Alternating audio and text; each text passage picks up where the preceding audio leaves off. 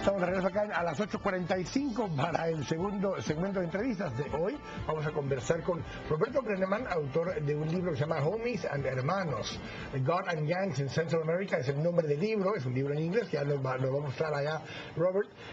Bienvenido, Robert. Muchas gracias, Quique. Ya también salió una entrevista en Contrapoder que le hizo Claudia Méndez Arriaza junto con Jimena Enríquez. En la última semana. Entrevistamos a Robert Brenneman. Y nos acompaña también Carlos Mendoza, que ya lo hemos tenido aquí varias veces, analista político, experto en temas de violencia. Así que buenas noches, Carlos, bienvenido. Buenas noches, gracias. Vamos a iniciar un poquito conversando. Son dos temas que se van a complementar, pero además de hablar del libro, que ya nos hablará un poco Robert del tema, Carlos, presentaste ayer el informe de las estadísticas del primer semestre del año de la violencia en Guatemala. Hablamos un poco de eso para ponerlos en contexto de lo que vamos a hablar también de las maras. Sí, el primer semestre del año 2013 tiene un saldo negativo, en el sentido de que estamos 8% arriba en la tasa de homicidios respecto al primer semestre del año pasado. Eso en cifras absolutas son aproximadamente 286 homicidios si usamos data de la PNC o 226 si usamos necropsias del INASIF. Tenemos ahí en la pantalla la gráfica, Carlos, si la puedes explicar para que los televidentes ver los comprendan. Televidentes es la data del INASIF a 30 días. En cada fecha de observación se suman los últimos 30 días de necropsias y lo que podemos ver es que al día 15 de julio, que ya está actualizada, tenemos 475 necropsias. Y el mes de junio, o sea el semestre, se cerró en 504. Muy similar al 30 de junio del 2012, donde hubo 513. Sin embargo, lo importante es lo que pasó entre esas dos fechas.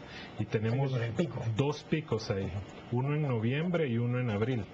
Pero luego en mayo, y eso es lo que resaltamos en el informe de ayer, hubo una importante disminución, a tal forma que mayo y junio de este año son los primeros 2 meses donde estamos mejor que sus respectivos meses del año pasado. ¿Y que logran reducir todo el impacto acumulado que traía este año? No logra reducir todo el impacto, pero sí detiene la espiral que había y que era muy fuerte, sobre todo en si noviembre. la tendencia se mantiene, donde mayo viene para abajo, junio viene para abajo, si se mantiene esa tendencia, todavía hay posibilidades que el año 2013 termine con menos muertes violentas que el 2012, que era la tendencia que traíamos ya por 3 años seguidos. Es correcto. Todavía hay posibilidad de que terminemos mejor que el año anterior, pero para eso necesitaríamos tasas mensuales de homicidios abajo de 3. Y este mayo y junio fue 2.8 y 2.8. Entonces es difícil, pero es posible. Si la tendencia de este primer semestre simplemente se traslada al segundo, estaríamos terminando el año en 35 homicidios por 100,000 habitantes, es decir, un punto arriba del año pasado. Ahora, hemos hablado de homicidios tanto con Carlos como con Robert Brenneman, y Robert toca un área de los homicidios que es particularmente especial, si se vale redondar, las pandillas.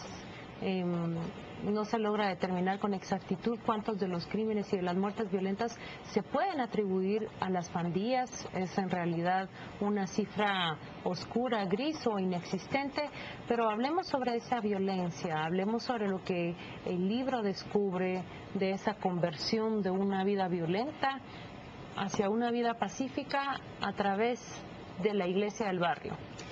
Sí, hay un gran debate entre los que estudian las pandillas y entre la policía y los ONGs sobre la cantidad de la violencia que generan los mismos pandilleros. Realmente no sabemos exactamente la cantidad o la proporción que están contribuyendo las pandillas a la violencia nacional aquí, pero lo que sí se sabe y lo que logré confirmar con las entrevistas con expandilleros, entrevisté a 63 expandilleros en todo Centroamérica, y sí, muchos hablaban con franqueza realmente sobre los propios crímenes y los propios actos de violencia que habían cometido, y muchas veces se sentían muy, digamos, avergonzados por haber practicado la violencia así. Entonces no lo negaban, y no podemos negar de que los jóvenes pandilleros sí practican mucha violencia. Pero me llamó mucho la atención un rumor que había escuchado cuando estaba trabajando en el posgrado, sobre alguien que me contó que la mejor manera de salir de la pandilla, que es muy difícil salir de la pandilla, pero la mejor manera es a través... o muerto hermano. O muerto o viajando o migrando o algo así, que tampoco es muy buena opción, pero de que es difícil, es muy difícil. Pero a veces la pandilla, descubrí en mis estudios que a veces la misma pandilla da permiso para salir de la pandilla a través, solo si uno se convierte a la iglesia y se mete de lleno. Ahora, estoy hablando de hace 6 años más o menos. Algunos dicen que ha cambiado desde ese momento, y estoy en una segunda etapa de estudios para verificar si eso es cierto o no, pero me pareció muy interesante. Entonces me puse a entrevistar a los mismos expandilleros, la gran mayoría de ellos conversos, pero no todos, y me contaron cómo fue ese proceso, y trabajé también entrevistando a personas que trabajaban con ellos, y fue muy interesante entender qué les llamaba la atención de las mismas iglesias, pequeñas iglesias del barrio, que sirvieron como un refugio en una sociedad que realmente no les daba muchas opciones. Refugio, y a la vez se comprometían los hermanos, como se dicen, con los mismos jóvenes, a acompañar con ellos, a acompañarlos, a visitarlos y buscarles trabajo, darles las redes sociales que es lo que más hacen falta para ellos. Y estamos hablando de iglesias de barrio, principalmente neopentecostales o pentecostales en esos barrios principalmente. Principalmente, sí. Hay algunos ministerios de iglesias católicas, pero de parroquias, pero tienden a trabajar en la prevención, que también es necesario, pero son las pequeñas iglesias del barrio que se meten a tratar con los mismos pandilleros, a tratar de rescatarlos o restaurarlos, como dicen ellos a veces. Y encontré muchos casos exitosos de eso, no todos, pero en muchos casos sí encontraron ahí los lazos sociales que no encontraban en otro lugar, que tanto les hace falta. No solo los lazos, como has dicho, sino también una disposición a no cargarlos ni recriminarles los que habían hecho, sino todo lo contrario, una vez convertidos son aceptados sin reproches ni recriminaciones. Carlos, hablemos de algo que tú manejas perfectamente en términos de cifras y que está íntimamente vinculado con las pandillas. Las edades de las víctimas de muertes violentas en Guatemala están marcadas y aumentan especialmente en rangos de juventud, adolescencia y primera juventud. Compártenos eso. Sí, el fenómeno de la violencia tiene como victimarios y víctimas sobre todo a jóvenes y jóvenes hombres, porque es una edad crítica, y lo hablábamos antes con Roberto. El fenómeno de la violencia masculina joven no es exclusivamente de los integrantes de las pandillas, es decir, todo joven en ese rango de edad es más proclive a tener un comportamiento agresivo. Tenemos el pico de la testosterona, donde parte de la expresión masculina es mostrar cierta agresividad. Dominio, no solo territorial, sino en sociedades que somos todas jerárquicas. Es bien importante ganar estatus en la tribu, en el grupo.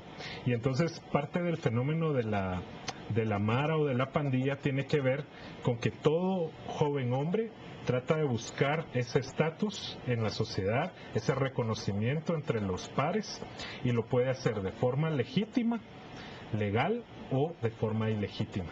Entonces ahí es donde viene el aporte importante de la investigación de Roberto, porque lo primero que hay que explicar es por qué un joven decide integrarse a la Mara.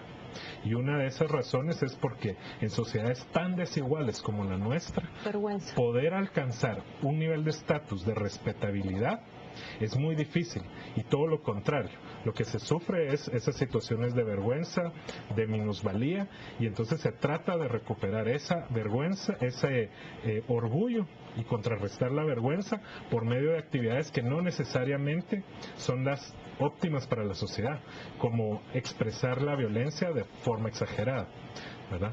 Se nos termina el tiempo, pero solo hacemos una invitación. Mañana a las 7 de la noche se presenta el libro de Robert en Sofos, ahí en Fontabella, para que quienes quieran puedan acompañar. Ahí va a ser la presentación. Sí. Lo van a comentar, entre otras personas. Carlos Mendoza comentará también el libro. Acá Así tenemos que allí está, la portada el del está a libro, la si nos venta, pueden ya. hacer un acercamiento para que lo puedan ver quienes están desde casa acompañándonos, y para que puedan llegar a Sofos, y si no llegan a Sofos sepan cómo buscarlo e identificarlo.